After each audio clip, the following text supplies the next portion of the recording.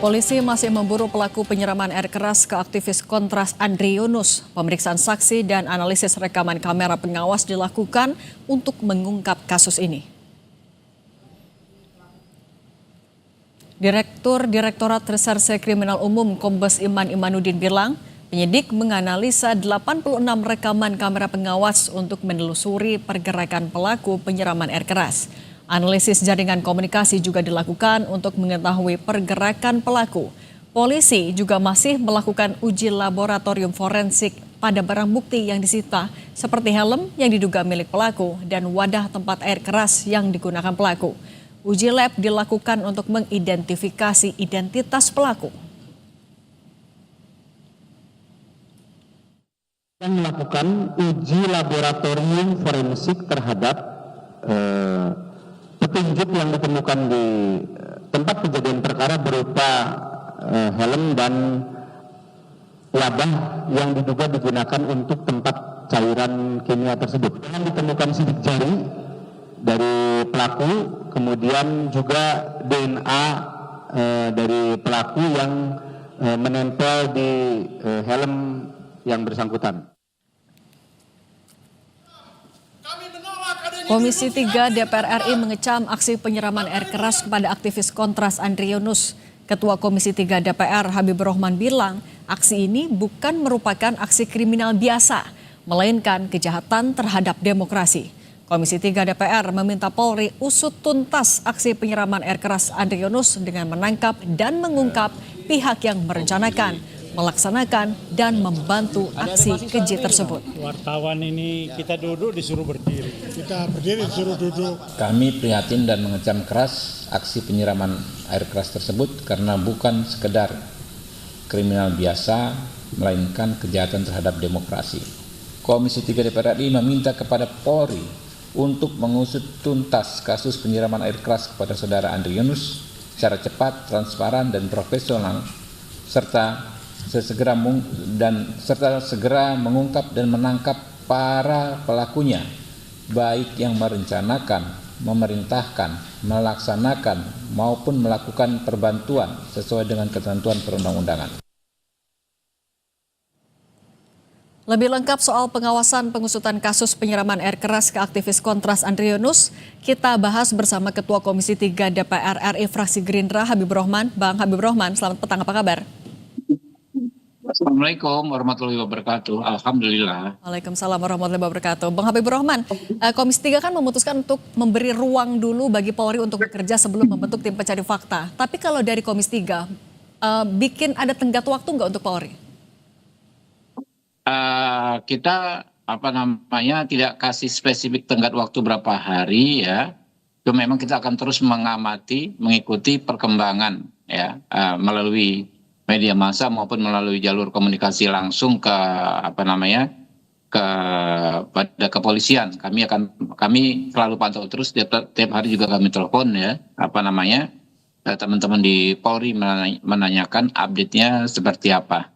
Jadi kami sendiri mungkin per 3 hari kami melakukan rapat internal Komisi 3 ya, melakukan rapat untuk membahas respon kami. Ya, kalau ada situasi misalnya perlu percepatan dan lain sebagainya, ya tentu akan kami sampaikan secara resmi. Oke, tapi kalau bentuk jaminan pengawasan agar Polri melakukan pengusutan kasus ini secara cepat, akuntabel, transparan, seperti apa Komisi 3? Iya, jelas ya. Situasi saat ini kan tidak mungkin juga Polri tidak melakukan secara tidak transparan ya, karena masyarakat kan melihat dan mengikuti peristiwa ini. Tadi bicara soal CCTV dan lain sebagainya kan itu diambil dari masyarakat. Ya tentu hal tersebut bisa diketahui juga oleh publik. Jadi kalau ada sesuatu yang dirahasiakan dan lain sebagainya, menurut saya tidak mungkin ada ruang untuk itu. Artinya pengawasan juga dilakukan oleh publik. Tapi kalau untuk meminta update secara progresif, apakah dalam waktu dekat juga akan memanggil Polri, Kontras, LPSK? Kami bukan sekedar dalam waktu dekat, tiap hari kami berkomunikasi. Oke. Ya. Pagi tadi saya telepon Pak Kapolda, kemarin malam saya telepon ya, di tingkatan pimpinan kami juga kami menelpon Pak Kapolri, menanyakan update-nya dan terus memberikan penguatan kami. Ya, kami katakan harus diungkap secara terang benderang lah masalah ini gitu loh. Oke, atensi untuk penyelesaian kasus ini kan sudah diberikan DPR, Kapolri, Presiden, pemerintah juga. Tapi kalau dari DPR bagaimana mendesak, mendorong agar kasus ini jangan sampai terulang lagi? Ya saya sampaikan tadi ya, terulang atau tidak ini kan tergantung bagaimana kasus yang saat ini terjadi diungkap dengan tuntas ya. Yang melakukan siapapun, apakah merencanakan, memberikan perintah, apakah membantu melakukan ya, itu atau ya, dan tentu saja orang yang melakukannya sendiri ya, yang melaksanakan di lapangan sendiri, itu harus semua dia harus dimintai pertanggungjawaban secara hukum. Kalau itu sudah, saya pikir kita juga akan kawal proses peradilannya agar mendapatkan hukuman yang sesuai dengan gradasi kesalahannya. Ya. Nah, kalau itu dilakukan dengan baik, insya Allah ya nggak akan ada lagi yang berani-berani mempraktekkan hal-hal seperti ini. Nah, biar tidak terulang lagi berarti hukuman yang tepat dan juga berat, termasuk juga untuk aktor intelektualnya. Apakah dari Komisi 3 yakin akan bisa ditangkap juga sampai ke dalangnya?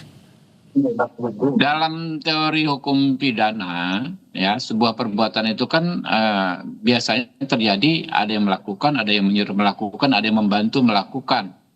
Semuanya dimintai pertanggungjawaban secara proporsionalitas ya. Dan kalau ada pihak misalnya pelaku di lapangan yang tidak memberitahukan siapa yang menyuruh melakukan, artinya dia tidak memberikan fakta keterangan sesuai fakta ya, apabila terbukti itu kan malah justru akan menambah berat hukuman kepada orang tersebut ya. Jadi insya Allah ya dengan metodologi penelitian metodologi penyidikan yang saintifik ini, peristiwa-peristiwa fakta-fakta hukumnya terungkap ya, dan para pelakunya ya bisa memberikan keterangan sesuai dengan apa yang terjadi sebenarnya. Kalau kita lihat dalam setahun terakhir kan beberapa kritik yang disampaikan oleh Andri Yunus kan juga ada banyak. Salah satu isu RUU revisi Undang-Undang TNI. Kalau dari Komisi 3 melihatnya, apakah ada keterkaitan kuat dengan isu-isu yang kerap dikritisi oleh Andri Yunus? Kita tidak mau prematur sampai ke hal ihwal teknis seperti itu.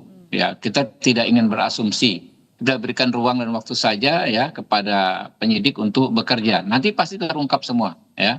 Alasannya apa, kemudian latar belakangnya apa, pasti terungkap semua. Tapi kalau dari setiap komunikasi dengan Kapolda setiap hari, apa sebenarnya menjadi kendala dalam pengungkapan kasus, Bang?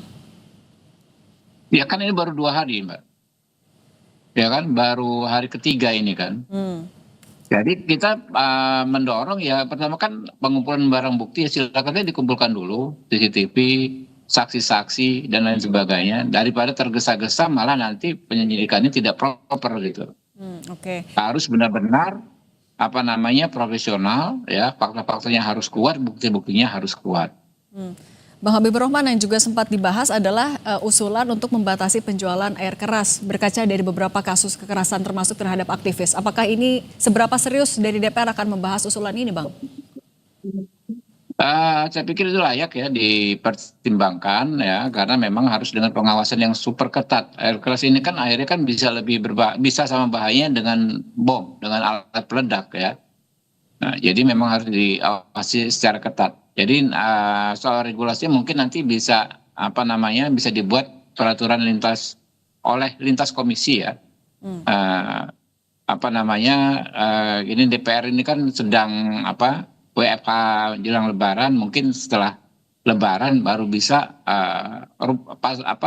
peraturan-peraturan apa yang akan dirubah terkait kebijakan larangan penjualan air keras ini, asam sulfatnya. Oke, baik. Jaminan untuk perlindungan warga negara, kemudian juga pengusutan kasus secara transparan, itu yang ditunggu semuanya. Bang Habibur Rahman, Ketua Komisi 3 DPR RI fraksi Gerindra, terima kasih sudah berbagi bersama kami. Sehat selalu, Bang.